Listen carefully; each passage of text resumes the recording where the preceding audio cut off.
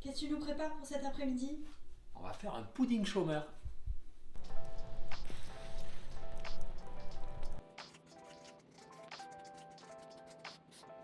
Alors pour le pudding chômeur, c'est vraiment très simple.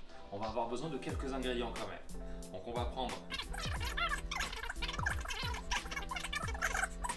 Donc en premier lieu, on va prendre notre crème qu'on va venir mettre dans notre casserole avec tout notre sirop d'érable.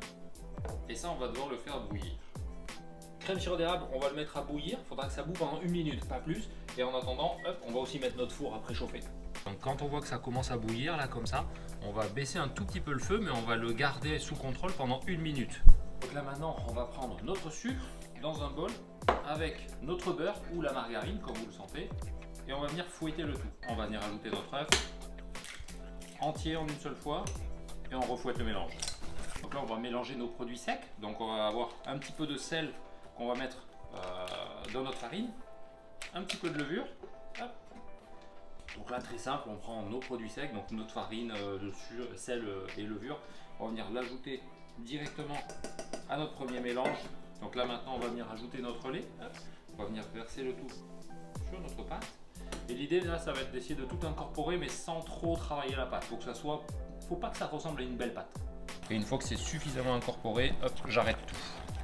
Donc là, on va prendre un moule qui soit suffisamment grand quand même, parce que la pâte, ça va pas recouvrir tout, mais il va y avoir beaucoup de sauce. Donc là, on va venir rajouter, je dis caramel, mais c'est pas du tout le caramel, c'est notre crème et notre sirop d'érable. On va y aller à l'eau louche d'abord pour éviter d'en foutre partout, et on va bien recouvrir le tout. Faut que ça arrive quasiment jusqu'à 1 cm du bord. On va enfourner pendant 15-20 minutes. On va venir le sortir du four et on va le laisser reposer pendant au moins une demi-heure parce que là c'est bien chaud. Hein. C'est un petit peu retombé en température, donc là on va venir goûter. Donc là on voit qu'il y a quand même pas mal de notre sirop d'érable crémé là, qui est resté dans le fond, il est encore bien chaud. Donc on n'a pas peur de venir bien l'imbiber.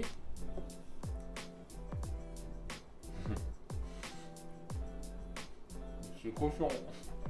Abonnez-vous. Allez, pour ceux qui veulent, là, pour ajouter un petit peu de fraîcheur, une petite boule de glace vanille là.